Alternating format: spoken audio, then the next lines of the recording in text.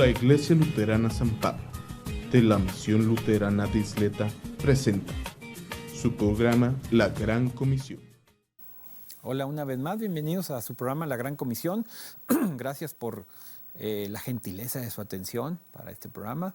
Hoy el tema que vamos a ver es un tema muy interesante, se llama la ofrenda. Es algo que la gente que estamos en las iglesias tenemos muy claro, pero para la gente que no está dentro del círculo de las iglesias se le hace un poco extraño, diferente, etcétera, etcétera. Por eso el tema es muy interesante. Como siempre, reciban un afectuoso saludo por parte de la congregación de la Iglesia San Pablo aquí en El Paso, Texas. Siempre listos para recibirlos en cualquier momento, para una petición de oración, alguna Biblia que necesiten, alguna cosa que se les haya atorado espiritualmente. Las iglesias estamos para el servicio de todo el pueblo de Dios. Entonces, pues no duden en llamar, no duden en visitarnos, cualquiera que sea su necesidad en ese sentido espiritual, para eso estamos. Muy bien.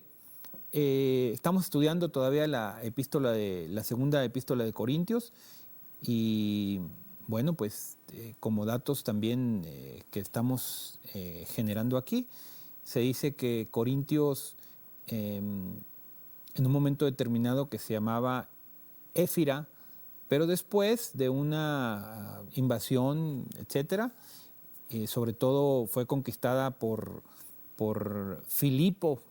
Filipo era el padre de Alejandro Magno, el que pasó a la historia como Alejandro Magno. Bueno, Filipo le puso su nombre a una comunidad griega que se llamaba Filipo, a los filipenses, que lo conocemos muy bien porque hay una carta también a ella. Pero este Filipo fue el que lo hizo parte de una guarnición muy importante que se conoció como la Liga de Corinto. Y esa guarnición militar era una defensa precisamente para invasiones. Por eso es que Filipo tomó a Corinto como una parte muy, muy principal de la zona, por ser zona marítima, para defender una situación complicada ahí. Entonces, tenemos entonces que la comunidad de Corinto tenía una herencia, digamos, militar en ese sentido, ¿sí? Recordemos que en muchas ocasiones la cultura del pueblo es lo que marca una tradición, ¿sí? Una tradición cultural muy clara de la gente que está en ciertas particularidades o que les tocó participar en ciertas acciones militares de defensa o lo que sea, como que adquieren ese vestido y se quedan con ese vestido o con esa vestimenta para siempre. Entonces, Corinto era una de ellas también, ¿sí? Muy bien, bueno, Corinto es una ciudad muy, muy antigua y al momento de la visita de San Pablo conoció muy claramente a las comunidades, no solamente las comunidades judías, porque había poquitas, sino las comunidades griegas, con todo el pensamiento griego. Obviamente San Pablo, pues esa fue una de sus virtudes, entender y comprender mucho el pensamiento contemporáneo, gentil, es decir, no solamente el judío, que era un judiazo él, pero conoció muy bien a la gente que estaba metida ahí. Muy bien, pues vamos a hablar de la ofrenda. Esa es la ofrenda. Y antes de empezar a hablar de la pasaje en particular, tenemos que afinar que en la zona, pues, que influía en la parte del Imperio Romano, en los tiempos en que San Pablo está escribiendo esto, un poquito antes inclusive, había sido una zona pues agitada, lastimada, dentro de los emperadores que habían estado en las diferentes situaciones, nomás para que veamos más o menos. Tengo una listita aquí de los emperadores. Hay dinastías, en los emperadores hay dinastías. Había una dinastía que se llamó Julio-Claudiana, que fue la dinastía que más o menos estuvo imperante en la época de Cristo. Empieza con el primer emperador llamado Julio César, Augusto Tiberio, ¿sí me explico?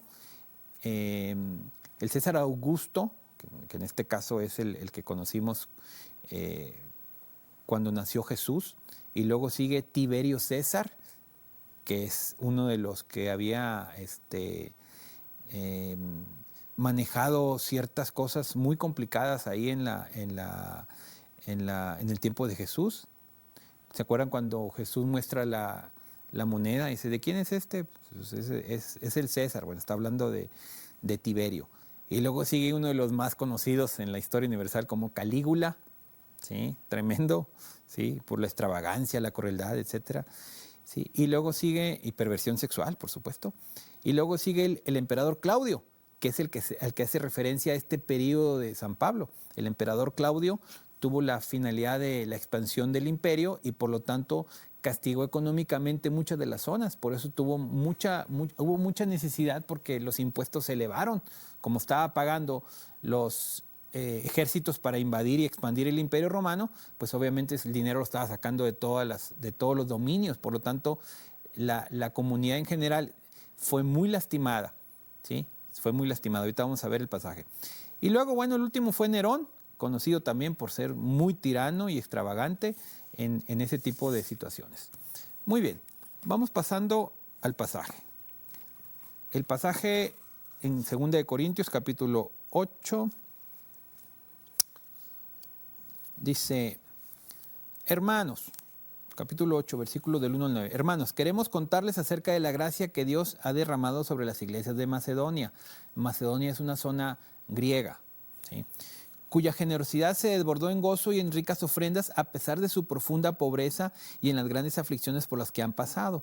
Dice, yo soy testigo de que ellos han ofrendado con espontaneidad y de que lo han hecho en la medida de sus posibilidades e incluso más allá de estas, ¿sí?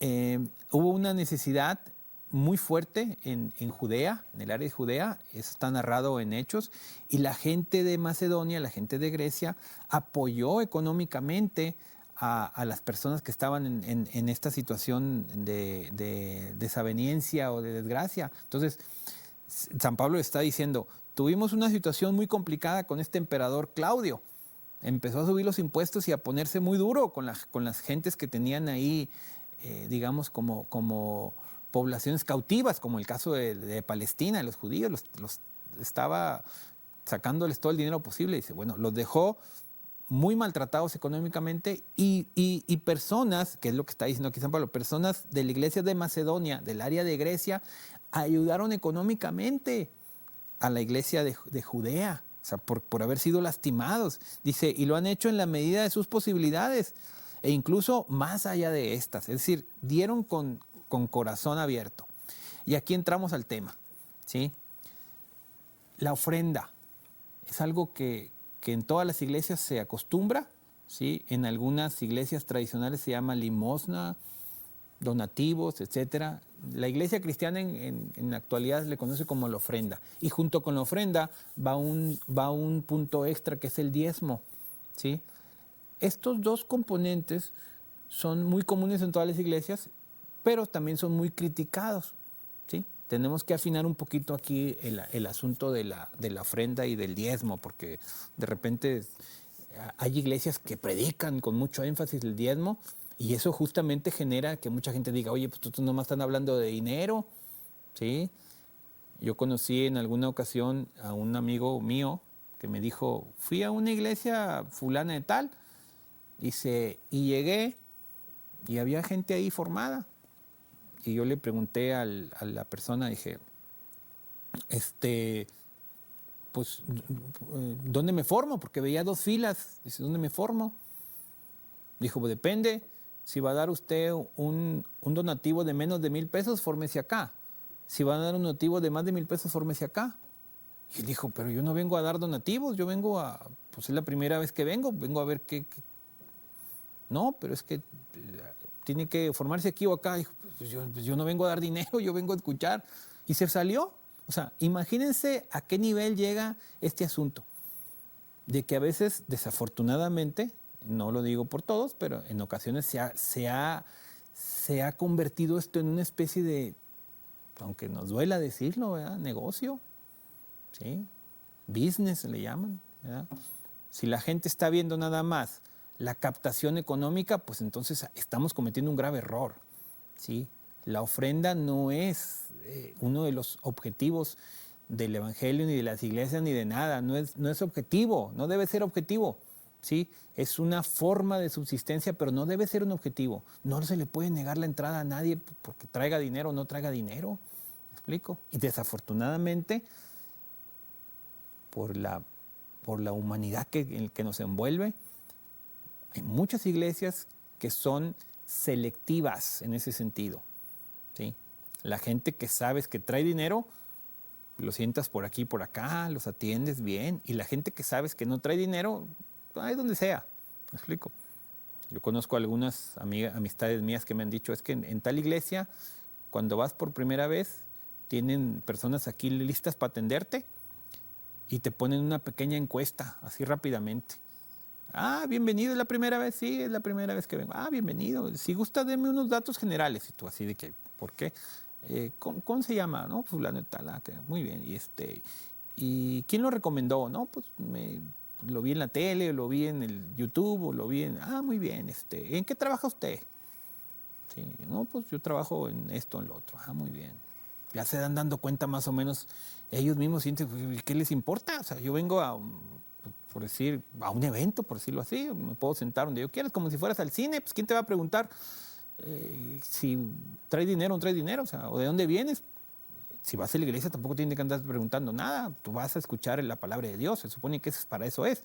Pero tenemos por costumbre, algunas iglesias, de estar sacando por estadísticas y tienen sus objetivos, por supuesto. Si tú quieres, buenos, pero se malinterpretan en malos también. A mucha gente los ha malinterpretado mal. Por andar yo preguntándole en qué trabaja o de dónde viene o quién lo recomendó, a lo mejor la persona se siente ofendida y se va. Y le estoy evitando que entre a un momento de comprensión, de alabanza, etcétera, etcétera. Entonces, por ahí no va. La ofrenda tradicionalmente se ha reconocido como algo que yo doy al Señor, ¿sí? Algo que doy al Señor, porque Él me ha dado todo lo demás. Tengo que entender que una persona que da la ofrenda es una persona que entiende que todo lo que tiene, Dios se lo ha dado. ¿Sí? Tanto mi talento, mi trabajo, mi esfuerzo, todo es dado por Dios, todo. ¿Sí? Yo nací siendo un envase vacío y todo lo que tengo, hasta la ropa que traigo puesta, es un regalo de Dios. ¿Sí? Una persona que entiende esto es una persona que va a ofrendar como una respuesta de su corazón. Las oportunidades de la vida también son oportunidades que Dios me ha dado. Que si me ofrecieron un mejor trabajo, que si me ofrecieron un aumento, que si me ofrecieron irme a no sé dónde, todos son oportunidades, Dios te las ha dado todas y cada una de ellas. Vamos a hacer una pequeña pausa para el video. Muy bien. Todas las cosas que tenemos son brindadas por el Señor. Tenemos un grave problema pensando que es mi talento, mi esfuerzo, mi vocación, mi intelecto. No. Todo lo que tenemos, Dios nos lo ha dado. Todo, sin excepción. La persona que entiende esto bien no tiene ningún problema en ofrecer lo que tiene, compartir lo que tiene, sobre todo para la obra de Dios, que es finalmente la ofrenda. Se utiliza para la obra de Dios, se utiliza para pagar las necesidades de los lugares, la luz, los servicios, para pagar el dinero del pastor, de las gentes que están ahí, para obras misioneras, para Biblias, para todas las cosas que se hagan, ¿sí? En la tradición judía, el dinero que se juntaba era para el pueblo levita, para los de Leví, de la tribu de Leví, porque ellos eran encargados. Ellos no se le dieron tierras. A la tribu de Leví no se le dieron tierras. Se le dio la comisión de encargarse de todos los asuntos del templo. Por lo tanto, ellos no tenían la misma facilidad que sus hermanos o que las tribus hermanas de poder producir, como diríamos, trigo y ese tipo de cosas y ganar dinero. No. Ellos no iban a ganar dinero bajo ninguna situación. Eran una tribu exclusiva para el servicio del Señor. Por lo tanto, las ofrendas y los diezmos también eran parte para ellos, para que ellos pudieran subsistir con sus familias. Entonces, todo tenía un estilo. En la actualidad, ya hemos desvirtuado mucho eso. De hecho, en el libro de Deuteronomio menciona al diezmo, ¿sí? Como con ciertos acentos, ¿sí? El diezmo era para los levitas, para para el mantenimiento de las familias de la gente de la iglesia, que en este caso podría ser el salario de los pastores, de los diáconos, de los que tocan la música, etcétera, la gente que participa de manera activa en la iglesia, ¿sí? Que está haciendo una función operativa, merecen un salario, además de los servicios, pero también se decía que el diezmo era para las personas que estaban viudas, huérfanas, ese tipo de personas con necesidades específicas. Y obviamente la lista en la actualidad ha aumentado. Ahorita tenemos ya no solamente huérfanos y viudas, sino en la actualidad tenemos personas, lo que le llaman acá el homeless, una persona que ya no tiene casa, una persona que se fue de su casa, que no tiene dónde vivir, una madre soltera, es común ahora en la actualidad, madres solteras que tienen que mantener a sus hijos porque su marido la dejó y quién sabe dónde está, no le da para dinero, nada. Tenemos personas ahora en la actualidad, en estos años últimos del siglo XXI, migrantes que salen de sus casas desde no sé de qué pueblo hasta llegar a la frontera para pasar a Estados Unidos y que no tienen para comer. O sea, hay muchísimas personas con necesidades que entrarían dentro de la línea de esas prestaciones. Sin embargo, pues evidentemente pues, no se atienden así. No se atienden así. Hay que entender que las tribulaciones y los conflictos que tenemos nosotros son generados por el pecado del ser humano. Pero todo lo demás son bendiciones del Señor. Tu trabajo, tu talento, tu vocación, tu estudio, el haber estudiado, el trabajar, el cobrar un dinero por hacer lo que sea, todo eso es bendición del Señor. Nuestros problemas y tribulaciones son ocasionados por nosotros, por la desobediencia natural del ser humano, ¿sí? Por lo tanto, un corazón desprendido de sus recursos económicos que Dios te dio, es una persona que está pensando que todo lo que Dios te dio, Dios también te da la oportunidad de compartirlo, porque tú estás pensando en algo más allá, superior a esta vida humana en la que estamos, ¿sí? Seguimos leyendo el pasaje. Dice en el versículo 4, insistentemente nos rogaron que les concediéramos el privilegio de participar en este servicio para los santos. Hicieron más de lo que esperábamos, pues primeramente se entregaron al Señor y luego a nosotros por la voluntad de Dios. O sea, ellos para poder dar este servicio económico de ayudar a la iglesia en Judea, cuando se atoró muy fuerte ahí el asunto, hubo una hambre tremenda y el pueblo de Corinto ofreció su ayuda, dice, más allá de sus posibilidades, inclusive más allá, o sea, aventó dinero, aventó ofrendas buenas para el mantenimiento de la población judía en Judea. Entonces dice, eso lo hicieron, dice, porque primeramente se entregaron al Señor y luego nos dieron a nosotros lo que estábamos recitando. O sea, la ofrenda nace del corazón que está invadido por la presencia de Dios. Si tú das un dinero, ¿sí? Nomás para quedar bien con otro que te está viendo, olvídate. ¿Sí me explico? Eso no, así no va a funcionar esto. Recordemos el pasaje de la viuda, ¿sí? De que da una monedita bien chiquita, ¿sí? Dice, ella dio todo lo que tenía, el otro dio mucho dinero para quedar bien, fariseo, mucha lana aquí, estoy dando todo mi diezmo y bien medido, aquí está todo lo que la iglesia necesita, aquí está. Y la viuda con una monedita ahí nomás, ¿me explico? Dice, la viuda que dio lo que tenía de su corazón, ella va a ser recompensada, el otro no. ¿Sí? Entonces nosotros tenemos que entender que para que nosotros podamos dar, lo tenemos que dar como un reflejo de la acción de Dios en nosotros. Dice. Nosotros damos por la voluntad de Dios. ¿Sí? Sigue diciendo, por eso le rogamos a Tito completar la obra de gracia que ya había comenzado entre ustedes. Por lo tanto, ya que ustedes sobresalen en todo, es decir, en fe, en palabra, en conocimiento, en esmero y en su amor con nosotros. Sobresalga también este acto de amor. Fíjense, por lo tanto, ya que ustedes sobresalen en todo, es decir, en fe. ¿Qué significa en fe? Pues que se han metido a estudiar, han conocido. Generalmente la población de Corinto no era judía, o sea, eran gentiles. Entonces ellos empezaron a entender.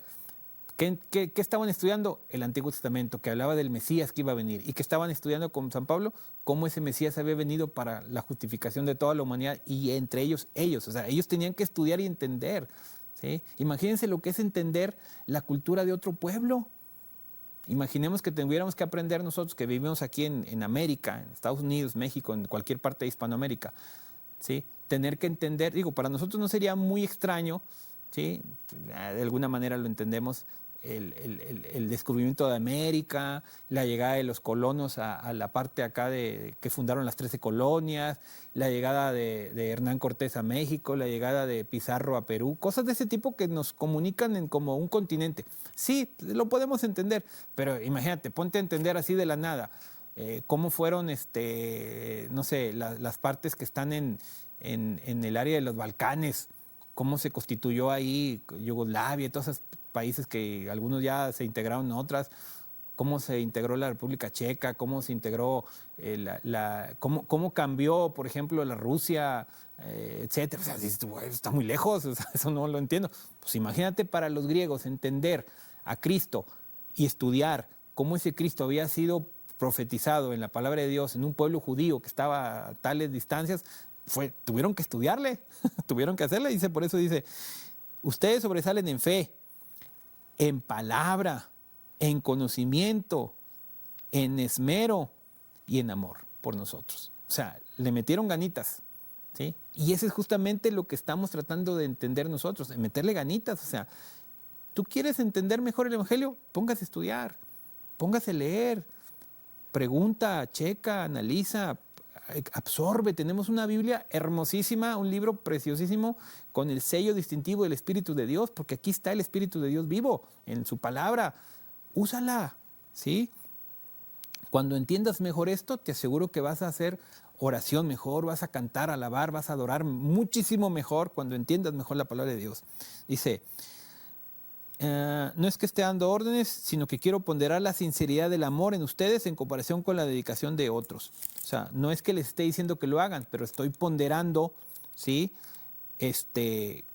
Ponderando es como evaluando, como comparando. Dice, pues ustedes ya conocen la gracia de nuestro Señor Jesucristo, que por amor a ustedes, siendo rico, se hizo pobre para que con su pobreza ustedes fueran enriquecidos. O sea, esta es la lógica de Dios. Dios vino, deteniéndolo todo, a hacerse un humilde servidor de Dios, un humano, cumpliendo todo lo que Dios puso para él, cumpliendo su voluntad y ganando el derecho de ser resucitado por el poder de Dios. Ese fue Cristo en esa parte, en esa faceta humana como Salvador del mundo, ¿sí? Siendo Dios se despojó de sí mismo de eso para hacerse obediente hasta la muerte, tomando una forma de siervo, dice San Pablo, ¿sí? Nos brincamos tantito al versículo 13.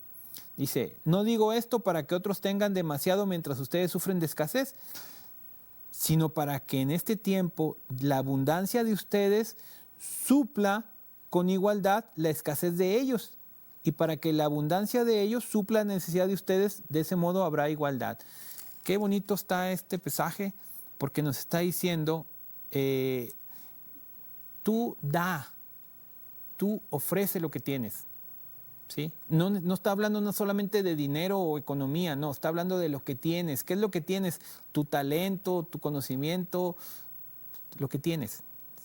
Dice el versículo 15, el que recogió mucho no tuvo más, y el que recogió poco no tuvo menos.